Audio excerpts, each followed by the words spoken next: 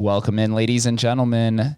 You are now tuned in with Jolene Mannina. Jolene is a food explorer and hospitality entrepreneur, man. This woman has created so many exquisite brands. She is the current co-founder and president of Secret Burger and the founder of Vegas Test Kitchen. She has some other previous entrepreneurial endeavors, which include Urban Seed, Relish, Sloppy Joe's Roving Eatery, and the Back Of House Brawl. I probably missed a few in there, but thank you, Jolene, for coming on. Thanks for having me. As we were saying when we were walking up, the synchronicity is so strange in this city. Everyone's so hyper connected. I went and ate with a friend at Vegas Test Kitchen, just happened to stumble across it, and then somebody introduced me to you a few days later, and I was like, whoa, the concept of Vegas Test Kitchen was very new to me because it was the first time ever where I went to order something and you order from your phone while you're sitting in there. And that concept kind of blew me away. I love it. I absolutely love it. And I think you can see on people's faces when you tell them, some people get, oh, it's exciting. And then other people are like, oh, wait, I have to like figure this out. Like, what am I going to do? And I'm like, so, we'll walk you through it. It'll be okay. But trust me, at the end of this, you get to choose from 7 different menus in one transaction. It's a beautiful thing. Yeah, you were really, that shop is really encompassing a lot of the growing trends within not just the food industry, but kind of just society in general. You mentioned like you're doing a pop-up shop after that, the like rare one-of-one limited edition series of whether it's TV shows or food options or collector items, that's becoming very hyper popularized as well. And it seems like you incorporate that very well. And as well as ghost kitchen concept, which seems to be popping up everywhere. I had a gentleman on here. His name's Peter Klamka. He runs the Blind Pig over behind the Strip. Yep. And he was purposing that into like a ghost kitchen concept. And now I see that be spread everywhere with are you familiar with Mr. Beast? I'm not. So he's a popular YouTube personality. Oh, I am. 21 years old. Burgers. Yeah, right? yeah. He did the burger. Kind of just like brought the ghost kitchen concept out into hyper popularity. Yep. Basically, he created Mr. Beast Burger, and then this burger was created in all these different ghost kitchens across the country and sold out in like minutes. Yeah.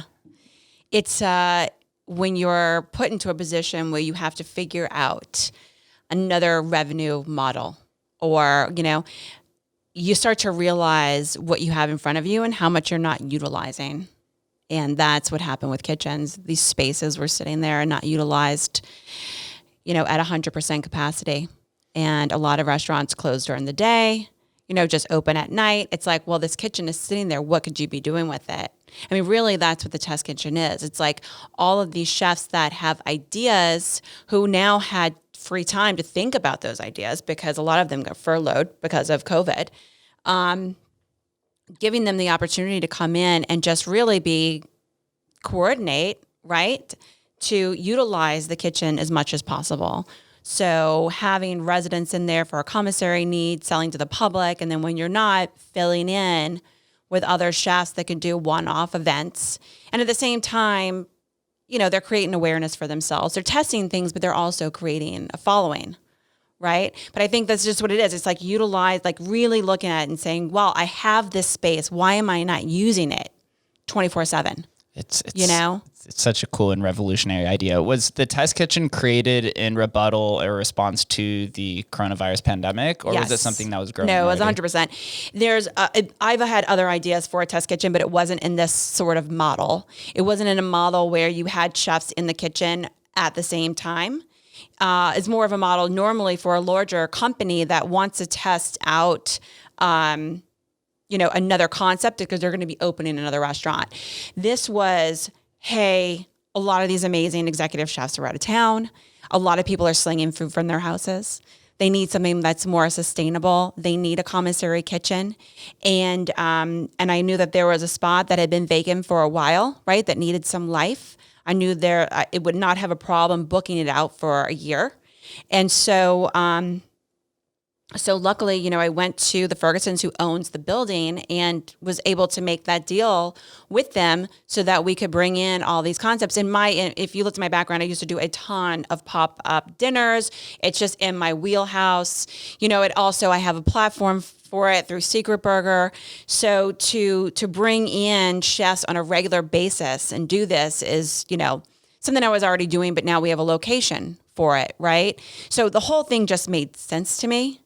It was definitely came out of COVID. Plus, I strive a lot in large scale events and I couldn't do any of those things, right? The world stopped. You can't have more than, so many people in one room and everything is socially distanced. So it's like, what else could I also do to be creative and release, and it's fun for me to, I love restaurants. I love chefs. I love food, and I get it. So it was a release for me. It was a release for them. So we all get to be creative together and have fun. It's quite a culmination of everything that you've done and all your experiences. You had a food truck at one point. Yep. So that's definitely like the pop up and the food truck model is exploding. It seems. I had a gentleman on here and his name's George Martinez, and he runs a Raging Tacos food truck, and he kind of gave us the explanation on the back end. And there's a kind of a hefty upfront cost at the beginning, but then it's low maintenance after that. And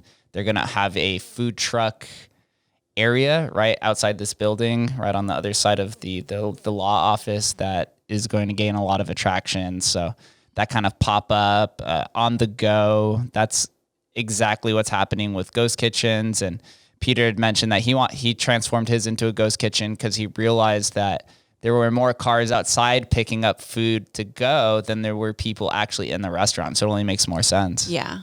Well, and that obviously through this time, a lot of people didn't want to enter spots and they wanted the food to go. And obviously delivery and all those pieces were very important. I do think that while I do think that they will still thrive, and I think it should be something that, can be used within that restaurant space. Like I said, utilizing your space as much as possible. People are getting out. They want out so bad, right? We see it like every week we get more busy and more busy because people are more comfortable with being outside and coming in gatherings. And during the pandemic for Secret Burger, I did a whole series of cooking at home with, which was extremely popular. Yeah, I did watch a few of those. I mean, you got this amazing kit from the chef already prepped. You got to go home. You got to cook the food with the chef. You got interaction. You got to support the local restaurant at the same time. You ended up with this fabulous meal, right? And so we sold a lot of those experiences. And now it's not as many people would rather do that. They rather go to the restaurant, right? Mm-hmm. They're starting to get this. The itch to go out. Yes. Yeah, we're craving it. I'm a big rave kid, and my crave to rave is unfounded right now. Crave to rave. It's so real. But I like your model because something that's been happening in Vegas over the last, we'll say 5 years, is the rise of residencies. And that was kind of a thing in Vegas, but with like the rise of EDM and clubs, you have all these resident DJs who are there. And with the test kitchen, it's almost like you have a residency, but it's also like a cyclical residency of different chefs that are in there. And instead of housing just one, it's multiple. So it's really a cool, unique experience. People are completely mind blown when they find out there are 7 different concepts in one space, and that they're not just concepts, but they are done by 7 different chefs or teams, right? And they're just like, who wants more than one chef in a kitchen at once? And they're just like, how does this work? And I walk them through the whole process because there's only ever two chefs on the line because of the cuisines that we chose, where so much of the food is prepped in advance and things are either just has to be reheated or it's bodega bagel, which she's baking her bagels through the middle of the night. She doesn't touch the line. And the pizza guys are pulling the dough in the back and their oven is outside. And the sushi guys have their own 3-compartment sink, so they're not touching the line. And so there is this flow that works, and if you were in like San Francisco and you were starting out, you'd have a tiny kitchen. So you adjust your menu based off of what you have, right? And people are just like, yeah, there has to be quite some coordination behind that, but it works. Yeah, it could almost be theatrical at a point, right? Seeing how everyone just blends and morphs together to create these cool meals. Yeah, that's really it's really cool to see. And in terms of how, I guess, Vegas test kitchen operates. Because when I went in there, we went on our phone and the menu was on there, and I was kind of confused at first. I saw it was like Yukon pizza. There was like a few other different dishes on there, and I was like, okay, I'm just gonna go with the pizza because I didn't know. But how long do these meals generally stay on the menu before you rotate into something else? So when you scan the QR code, it just takes you to a website. It's not an app or anything like that. It takes you to VegasTestKitchen.menu. And whomever is open for the day, their menus pop up and they scroll left and right. So you'll see Yukon, you'll see Slice, which is sushi, you'll see Surf Society, which is ramen, Bodega Bagel or Banishka, This Mama's House. So you'll see all of them. Whoever is open at that time, you can just scroll left and right. And when you click on it, the menu's open. So most of their menus don't change too often. Every once in a while, they'll do a special. But like this is really like stick to a small menu and execute really well. That's why the food, when it comes out, it's good. You're not choosing from 20 different items. You know, so everything's on a timer because everything is technology based. So we know each week who's going to be open on what days and when. And at that time, the menu will come on. At that time, when they're done, the menu goes off, right? So like in the morning at 8:00 in the morning, you can only buy from Bodega Bagel, right? On Thursday through Sunday. But then at 11 o'clock, Yukon Pizza is open, sushi is open. So you can, order from all of them in one transaction. On today. So I purposely did not book everyone 7 days a week. And the reason was because we wanted to leave the open time, A, in case the chefs need it specifically for commissary reasons, or B, if we wanted to bring in other chefs for pop-ups, right? So like tonight, we have a Nashville hot, fried chicken pop-up with another chef. He'll roll in and he'll roll out, right? We pre-sold tickets for it. Tomorrow's Taco Tuesday. It's another chef that's not a resident chef inside the space. Mariana with Mazazul and Honest Hospitality, and they bring in like amazing heirloom corn. The tortillas are so good. But we'll pre-sell tickets for it, and then we'll add their menu to our menu. So when you go there, you can also order. Then Wednesday, we have another chef who is the chef from Palace Station, the oyster bar that it takes. It's my favorite. Oh my God. Well, you normally wait in line, right? Yeah, we used to go after work at like 4 a.m. Right, and then that's the only time. That's the only time I've never had to wait. Yes, but any other time, it's usually an hour or two. So he's going to be at the test kitchen for the next 4 Wednesdays. Oh, that's amazing. So you can literally buy a ticket for it to get the food because we're only going to sell so many seats, right? And it's a major opportunity to be able to come in with ease, not have to wait in line, and get pan roast and get gumbo and get voodoo pasta and get oysters, right? So, but he'll roll in on a Wednesday, he'll roll out on a Wednesday, and then we go back to sort of our normal service, So it's interesting, but this is exactly what we wanted to do. We wanted to create space. We want to have fun. I thrive on instant gratification. That's so cool. And you're not just testing the food product, you're almost testing the chef's communities, the backing behind them. Because if they are popular and they post something like that and you see that you're sold out of that menu item for when he's that day, you're like, okay, you have a pretty devout following. We did a pop-up yesterday with Chris Decker and John Arena, who are like the pizza gods in Vegas. I mean, they're like the grandfathers of pizza. Like they've worked with everyone. They started the Pizza Alliance. Like they're just awesome, and they're awesome humans. And they make some of the best pizza. Chris Decker, like not only just tasty, but if you follow him on Instagram, which is everything but anchovies, the pictures of his pizza are like art.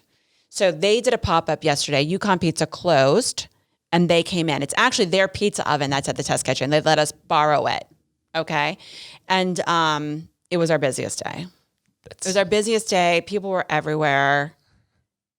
It was awesome. Some people had to wait an hour for pizza, but they didn't mind. It was worth it. It was absolutely delicious. But yes, you'll see, like we're doing a burger night with Bruce Kalman from Soul Belly the next Monday. Like it's just fun. It's fun. It is. It's fun. It's exciting. It's some of the restaurant models, they tend to be a little boring in a sense. And now everybody's more about the experience. I've been kind of preaching this message that Vegas is emphasizes being the entertainment capital world, but I think it's slowly moving to become the experience capital of the world.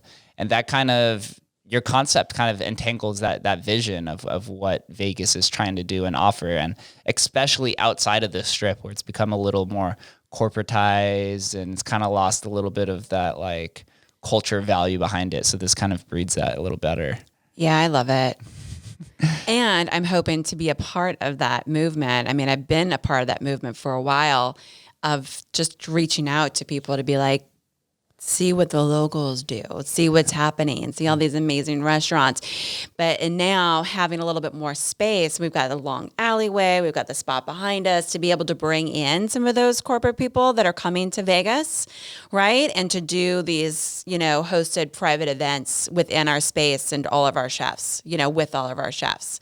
So, yeah. You are on the right track. And in terms of your other project, Secret Burger, can you give us a little explanation of what it is and if that incorporates Vegas Test Kitchen or if it's standalone business? It's standalone. We do use it for ticketing reasons. But so Secret Burger was created, I launched it January of 2019, and it was really to offer chefs a platform to be creative without risk. So allowing them and really pushing them to do things that were off the menu, things that you can only get for one day only. But we would pre-sell them through our site, right? So if you pre-sell something, you're removing the risk and you're removing the waste. Right? So it's easy to say, great, I'm going to be a French restaurant, but I'm going to do a Cuban sandwich for one day, right? I wouldn't put this on my menu. Doesn't make sense. But for one day, I can pre-sell these things, drive in 50 people for this sandwich. And then while they're here, let them enjoy the rest of the menu. So it was to create social engagement, have some fun and allow them to be creative without the risk. The back end of it, when we built it, it's really set up as an event ticketing platform that's focused on food and beverage, right? So that's why I could sell tickets for cooking classes and whiskey in the wilderness and picnic in the alley and all of these other, culinary events. So I do utilize it there. So if I bring in a chef and it's hard to do things when there's risk involved, right? How much am I going to prep? I got to buy this food. Like, is there going to be waste? Like, it's hard to determine those things. But if and you pre-sell tickets, then you're removing that. You prep exactly what you need, right? Because so many parties, catering, banquet, like events, so much food gets thrown away, which is like, it's heartbreaking. Tons. Yeah, and nobody has, first of all, it's just horrible. Second of all, no one has the extra money or time for that. Do you know what I mean? Mm-hmm. So I don't want to go off on a tangent on that, but there is a whole thing that people have been doing with 3 Squared to save a lot of that food. Yeah, I had put a math there on here, and she talked about with Delivering with Dignity, we're trying to do that, and then also Just One Project and a few of these other ones. So yeah, but for what we're doing specifically, I mean, if I'm bringing someone in that, let's be, realistic, honest right now, not a lot of people have extra funds to do things. Everything that we're doing at the Test Kitchen is really affordable for them to come in, as far as, if it costs them time to be there. But, just let's set them up with the best possible platform for success, And so we get to utilize Secret Burger in that sense, right? So they're two separate things, but we do utilize the platform. Yeah, there's similarities and differences, but I think one of the similarities between both of these projects and businesses is that you are giving focus and emphasis to the chefs. You're letting them embrace their personality, their persona, and their expertise, and not as much conforming to the overall business that they are, right? Like a lot of these chefs, if they're working in a steakhouse or back of house or whatever it is, they kind of have to conform to that menu. Totally. Where here you have more of a creative expression, and that's kind of where society is going. You see that with the creative economy and social media and all these different content creators. It's all about your personal brand and how you can portray that to society. Yep. I like it. Right on path. But also with Secret Burger, I'd noticed you mentioned about some of these events and scaling events. And when I was doing some research on your past projects as well, you were a curator for Life is Beautiful for a few years. The first year. So I built it the first year. I was the head of Culinary for it. And The very first year at Life's very Beautiful? first year. How chaotic was that? Oh, it wasn't chaotic. It didn't go from 2 city square blocks to 50 city square blocks. No, 50 chefs in the lineup, 30 food vendors, several events. Yeah, it was intense. It was also like, I learned everything that year. Honestly, like after that, there was nothing that I felt like I couldn't do. Involved with production, events, understanding. I mean, like I understood, what it takes to put together something for like a pop-up event or, chefs building kitchens and things like that. But this was just like absolutely everything. Yeah, you had to learn about the logistics, the meals, the planning. Everything. Yeah. So I was given that opportunity. I was the second person that they hired, and they literally just believed in me and made it. I made it work. Life is beautiful. It was great. I missed the first year. I've gone to most of the years afterwards, but yeah. Well, the first year had a very big focus on culinary. We had 20 chef demos on like large stages, and we had, we had a whole culinary advisory board with local and nationally known chefs. But a big part of it, it was food, art, music, and learning, the four components. And we were one of the first festivals to really bring those together. People thought that we were crazy for wanting to bring in these really high-end restaurants, but then when they're eating from Nobu in front of the stage, they're like, oh shit, I get it. This is amazing, right? So it was a lot of fun. Yeah, it's all part of the experience, especially just right on par with the Vegas brand, just bringing all sorts of uniqueness to the experience. So I like exactly where that is going, and Life is Beautiful is just blown up ever since then. Yeah. And now you see the different food and cultural experiences within all these other festivals, like Coachella, and has embraced that super hard. Have you ever been? No, but I've seen all of it. I know all about it. Yeah.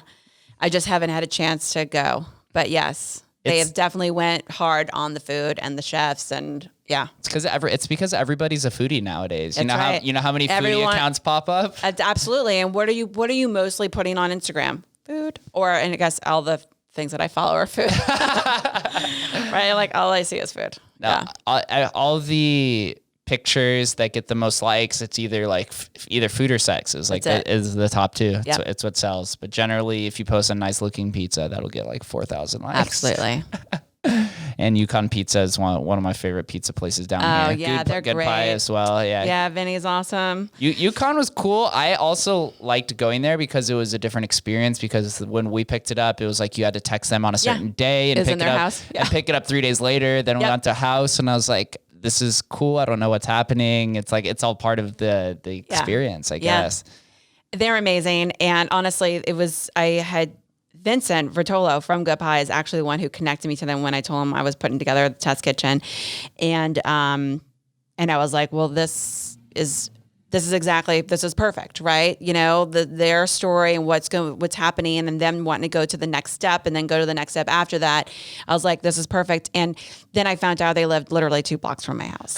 I'm like we're literally 2 blocks away from each other. And I can see that fun story of going to grab this pizza from their house. It's really good pizza. It is. They're doing a really good job. It's really good. It's like 100-something-year-old sourdough starter. Yeah. And the family. So they got the cool story. The guys are just super humble and amazing. And they have a good following. They bring people to the test kitchen every day for that pizza. People come like once a week. Like they feel like they've got a day where they always have it. Like I'm there every Friday, and super solid product. So yeah, they're great. It seems like now with food products or establishments, you don't have to have a traditional restaurant. A lot of people are now just cooking out of their house and then bringing that to a place like a test kitchen or a food truck or something like that. It's, the food experience is becoming more flexible, which is cool. I had a gentleman on here. His name's Alex Lee. He is a co-founder of Foodie Fit that does the meal preps, and they were cooking at home for a long time. And now that I'm talking with all these different restaurant owners, you realize that it's not as glamorous as we like to see with these like very well upkept restaurants and all the money that floods into it. It's really just like a few people cooking in a house and building a brand off of that. That's how it starts, right? Mm-hmm. Yeah. The social media has helped that so much. Huge. I mean, that's how I found Poppin' Pies. Andrea was a pastry chef at Latier, and she started slinging pies literally from Instagram. And a friend of a friend had it, and we were just like, holy shit, you've got to try our pies. They're amazing. So I synced up to her I was like, let's do a secret burger. Like, if you're doing this, why not pre-sell them with me? Let's get them out there. And we did a couple of secret burger events. They were delicious. People loved them. I mean, she started selling then to Brian Howard at Sparrow and Wolf, and now her pies at Main Street Provision. I had her hooked up with Bruce Kalman from Soul Belly. So every time we did an event with Bruce, we had it on a slice of her pie. Right. And now she's at the test kitchen, and I haven't eaten this much pie like in 10 years like it's insane, but her pies are so good. But this is how it started through Instagram. And she was probably just like, I don't know if I'm going to take this anywhere or not, but right now I'm not really working. So let me try it out, and these are the stories. So I was just like, great. Well, you're doing such a great job. At some point you need to make this sustainable, and that's the same thing with the sushi guys. Like, you're executive chef of Saki Rock, and their whole team that are at Vegas Test Kitchen, which is Sliced, all worked together at Saki Rock. And then they started doing catering and really selling everything through Instagram. So it's so beautiful. Yeah. Do you think with the rise of ghost kitchens and like kind of the ghost kitchen that you support, or even the like pseudo ghost kitchen of somebody who just travels around the city and offering their product there, does the quality of the food degrade or the integrity just because you're using different kitchens and maybe different products? Well, most people aren't using more than one kitchen unless, like the guy you mentioned earlier, he's got a different layout. Yeah. He created a product that he then sells to other kitchens in other cities. So he's basically selling the recipe and everything that goes with it. And then, so no one, it's like, you're never seeing that space. You're only ordering it for delivery, right? Mm-hmm. So he's basically sold a recipe and his brand, right? And then that restaurant, whatever is going to use it as a ghost kitchen, uses that. When people order through his site, it just shoots them to make it, right? That's one way of doing it. Do I think, that could definitely, who knows which place is doing it the best way or whatever. And the quality check on that is extremely difficult. That's what I was always curious on. Right. People are buying that because someone's name's on it. Not necessarily it's the best product. Mm-hmm. Okay. But there's no way, if you don't have somebody in that city to quality check and to make sure that, the product is coming out amazing. Then you have places that just utilize, like if I wanted to bring in someone that just wanted to work, I'm just saying through the night or whatever, but literally doing delivery through the night, that person 9 times out of 10 is going to be there himself doing it. Right. And he's utilizing this one space to make food. There's just different models. Right. Mm-hmm. So I think some of it I think people have to be really smart when they're doing things that are delivery only to make sure that things travel well. There's a lot of like skill that goes into that for it to be done. Yeah. There's some skill, there's some nuance. You just kind of have to do a little bit more research on the product, I guess. Yeah, that's it. It makes sense though, especially it was funny for such a long time. It just seemed so taboo to order food from like one of those sidewalk taco stands, or even like when you're leaving a music festival or concert, they're like parked up in the parking lot and making it. But those to me always seemed the best. But there was like this like regulatory red tape that kind of surrounded it for a long time. That was like, oh, you shouldn't be doing this. Like this could give you some disease and you'll get sick. But it seems like now those kind of models are now finding their way into kitchens because of social media. Yeah, I think you're right. I think it's different in cities. Like you're so used to like seeing street vendors all over New York and buying from them and it being fine. And like, but in Vegas, like the health department doesn't allow us to have street vending. You know what I mean? So it is really like a rogue thing that, like they're doing on the side. And a lot of that is good food. It's not bad food. We're not allowed in Vegas to have these guys on the street slinging food because you have to jump through so many ropes per the health department and city to make it happen. That's why we miss that whole, that's why we don't have it up and down, downtown even. You know what I mean? Plus, we don't have a lot of people walking on the streets unless you're on the strip. So it doesn't make so much sense for us here. That's why food trucks it's very difficult to have a food truck in Vegas. Yeah. George said that exactly. Yeah, I mean, it's just tough. If you're not doing corporate gigs or private events, like it's very difficult to make a living with a food truck. Yeah, it's really tough. But those street vendors, man, they do have some quality. Do you think it's because the restaurant business is so established that they want to prevent that because maybe they'll lose some money, or do you think it's more quality control over the food from preventing street vendors from I don't think it has anything. I don't think it has anything to do with the restaurants. I think a lot of it has to do with, like I said, for a lot, like the restrictions that you need per the health department. The thing that you're maybe referring to is like what's happening over here and the challenge between the restaurants and the food trucks that are going to go up there. Listen, I have a lot to say on that subject because I think it was handled in a very bad way.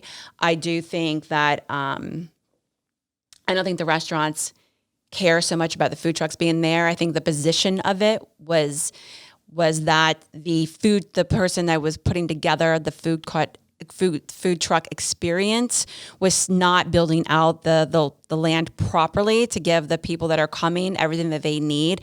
When I mean that, I mean restrooms and tables and all the things that they need. He wanted to rely on the restaurants close by for restrooms and things like that.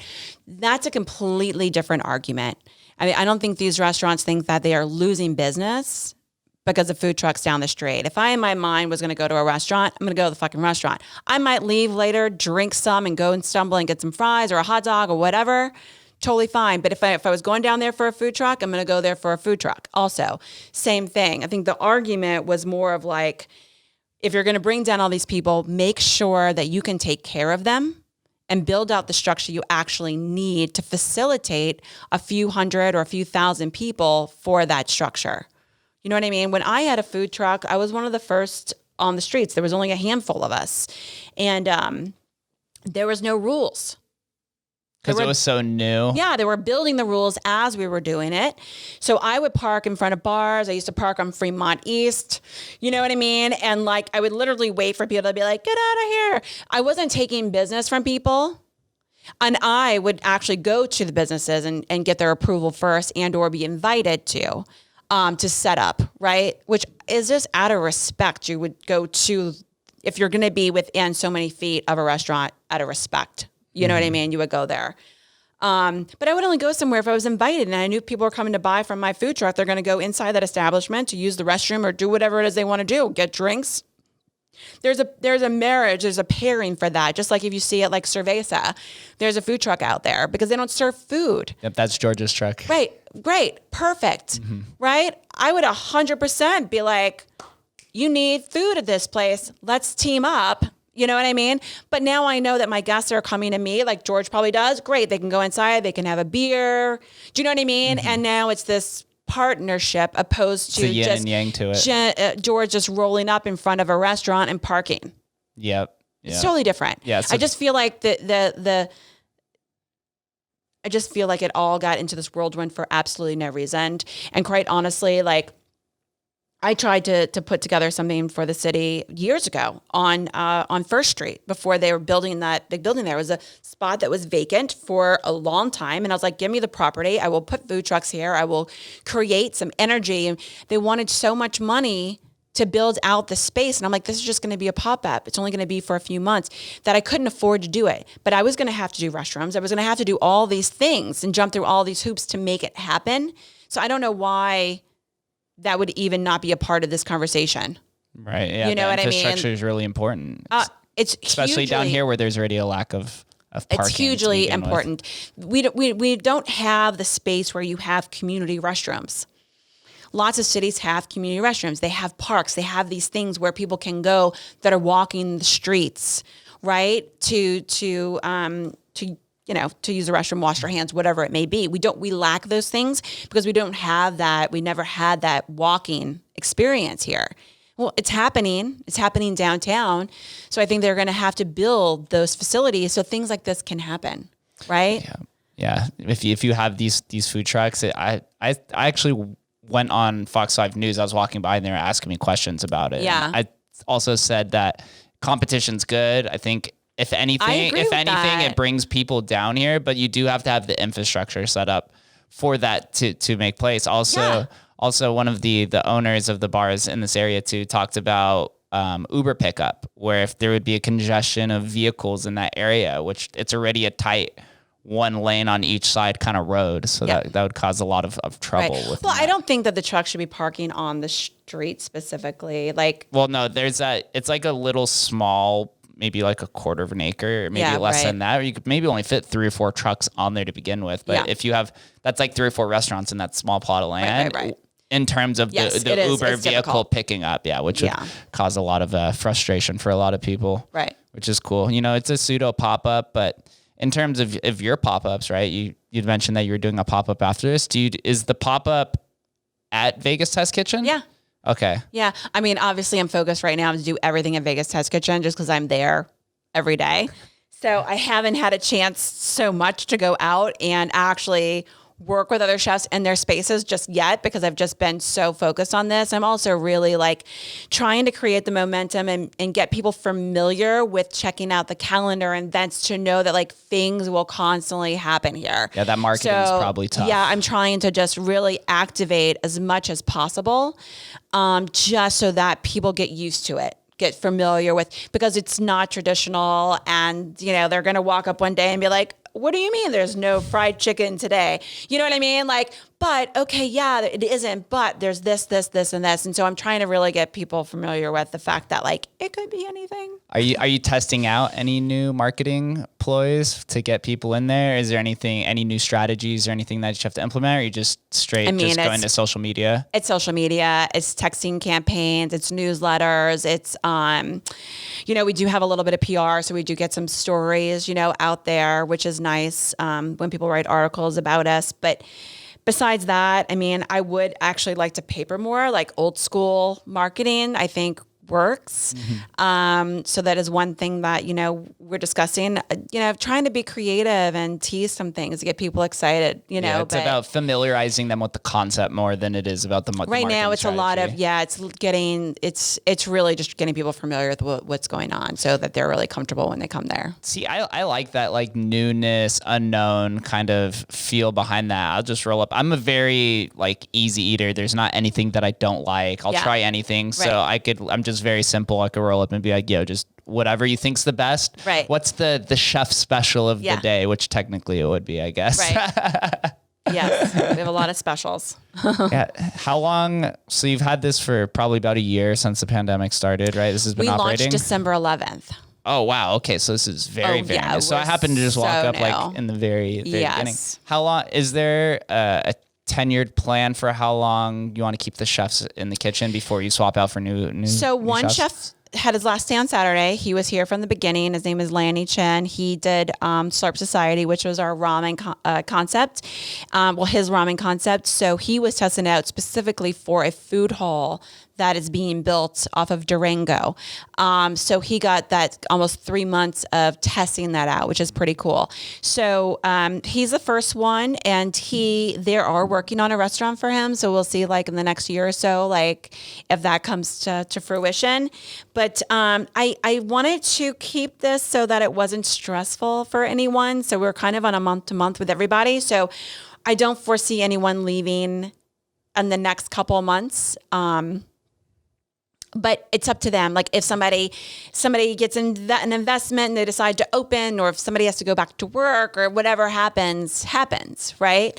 So we've got another team that they have their inspection in March with the health department. So if they get approved to use a space for their commissary, then they'll be able to come in. So they'll kind of replace that one, Lanny. And then outside of that, I'm just really focused on getting the pop-ups in and out. And it's a lot of kind of like series. So just like the chef from Palace Station's doing 4 Wednesdays in a row. And then I've got another chef lined up already for the next 4 Wednesdays after that. And Taco Tuesday did 4 Tuesdays. And you know what I mean? So I'm trying to get people in because I do want them to have, a little bit of time, because doing one thing once is It's new, yeah. Right. You don't have your procedures in place. Yeah, right. Just like, I see the menu changing slightly for Taco Tuesday, and it just gets better and better. You know what I mean? And everything they do is absolutely amazing. But like one taco one week was already delicious, and they tweaked it just a little bit, and it's like, holy shit, that's really good. So you can see that they're working on things, which is really cool, to notice. So I'd like to be able to give people the opportunity to come in more than once, if possible. I'll support that. So yeah, it's like a pseudo restaurant incubator almost with the chefs. They're prepping for or testing out everything that they need to do. Got them. Yeah. The first time it's just like this Wednesday, and when the chef comes in, I can't imagine it's going to be the easiest service just because he's never been in there before. It's a new setting. But he'll get familiar with the space, and you know what I mean? And then it'll just flow better. It's just how it's going to work. No one's going to come in and be like, I absolutely know where everything is. You don't. You got to like work with it. So in regards to you as an entrepreneur or a foodie, which one of these concepts came first to you? Have you always been in love with food, or you just love the ambition of building something new and trying out new businesses? Well, I think, it started out with food. I was a captain at Commander's Palace in New Orleans. That's what brought me to Vegas, and it was the restaurant business, and really it for me, it was like eating and drinking and going out. It's just how I want to spend my time. It's how I want to have conversations. It's how I want to spend my time at my house with bringing people together. My grandmother threw amazing dinner parties when I was younger. I just liked that setting and that feeling. So food has a big part of it, but to be able to create the experience, that's where the entrepreneurship comes, right? Like I in this space specifically, which is the culinary space, I can see where voids are. I can see what people like. I know what I like to do. And I feel like if I can create that, like it's just all about really having a good time. Yeah. And it's worked for me. Must have been a perfect fit into Vegas. There's so much opportunity out here. It's insane, especially with one of just the growing hotspot of the foodie culture in Vegas. You can see what's working and what's not. And you've gone down 5 or 6 different culinary adventures to see what actually is working. Yeah. I mean, Vegas has been, I love living here. I'm glad that I came here. And like you said, there's nothing but opportunity here, right? And it's allowed me to be myself, have fun, you know what I mean? And be confident, right? And grow with a lot of the community here, a lot of the chefs. When I started the Back Of House Brawl, that was 2011. It's when I had my food truck, and that was the kickoff of everything, right? I just created an event that I thought would be fun, and that connected me to like every chef in Vegas. Can you explain what the Back of House Brawl was? I know I saw that you had even a few seasons of it, and it seemed like it was pretty cool and pretty fun. Oh my God, it was great. So I started when I had my food truck because I was trying to figure out an event to create that I could create more business for myself. Right. Yes. And not only just that, but then also I wanted to feed the industry because they appreciate the food that you're doing and they tip well. So I want to take care of you. Facts. So, we started the Saturday night truck stop, which brought me to start bringing in other food trucks with my truck. So I used to always see Off the Grid in San Francisco, and I'm like, great, how can we do that in Vegas, but on a small scale? So it was like, great, we'll bring all these food trucks together, which will bring people, and then everyone eat and drink and have a good time. Okay, yeah. So we did it at Tommy Rocker's because it was right off of the strip on the back on Dean Martin. It was an industry bar. And at the time, there was not the local scene of restaurants like there is now, right? So every chef that was coming to hang out here was all from the strip. And so we just started to do that as a hangout from like 10 to 4 o'clock in the morning. Get all these waves of chefs after work, partying, super casual, like super fun. And then food trucks are hot and all the food, all the chefs are just like, if I had a food truck, I would do this or I would do this. And I was like, all right, well, let's see. So we started the competition, and in a big sense, I got a lot of it from like Chopped, right? Because we gave the chefs secret ingredients, and they had to create a dish, or sometimes it was 2 dishes, or I just really was making it up on the fly as we were doing it for the first few years. And so they would have this basket of ingredients, and then the food truck was their kitchen, right? So you had to flip a coin to decide what food truck you would be on. So the food truck would surrender their truck to the chef. Whatever was on the food truck was their pantry that they could pull from. So they had to use the 5 ingredients. They could use the pantry within there, and they had like 30 minutes to create a dish or 2 dishes or whatever it was at that time. So you're bringing in all of these, like we're talking like the executive, like chef de cuisine of like Guy Savoy, and the executive chef of, I don't know, Nine Steakhouse or whatever, like all these amazing chefs, right, from their kitchen and no staff, and put them on these food trucks, which, I mean, I have to say, I had a food truck and the equipment doesn't always work. You have to know what side of the griddle is hot or not hot. You know what I mean? Like, how do you actually get the fryer back on, like when it's tweaked? Do you know what I mean? Like all these like little glitches, like you have to figure out. It's a little frustrating. It's a tight space. And not everybody has salt on their food truck, believe it or not. You almost get to see these chefs like you're putting them in a setting from how they first started. Right. So it's like to see, do they still possess, those skills and maybe the patience? Right. And so first of all, it was hilarious. Second of all, they had an absolute blast. And then you would see their staff come out and support them. And some would make T-shirts and signs. And like, it was just so amazing. And so it just, I mean, that's just how it started. And like, people loved it. We had traveling trophies. They got to keep the trophy, build on it. We had to go through 3 trophies because they would come back with like ridiculous shit on them. I won't even go there. But it was, anyways, it ended up being a staple. It brought our community together. Lots of chefs that had worked with other chefs in other restaurants, hadn't seen each other in a long time, became this real social event for everybody to hang out. And we would do it like twice a month or once a month, or I'd be like on the fly, like, hey, get your line cooked. Let's do it. You know what I mean? Like a last minute situation. And then it got picked up by A&E, and we did 2 seasons on FYA on their new network, and Layla Ali was the host, and Vic Vegas. What? That is amazing. Right? So we took off that period of time because we did the TV show, which, you know, not the raw Back of House Brawl, but it's good for the publicity, for the showmanship. You know what? At the end of the day, I wasn't going to say no. I mean, how fucking cool was that? Yeah, like, exactly. That doesn't. When they said they were shopping it, I was like, okay, whatever. It took 2 years, and then they were like, okay, we sold it. I'm like, all right, great, let's do this.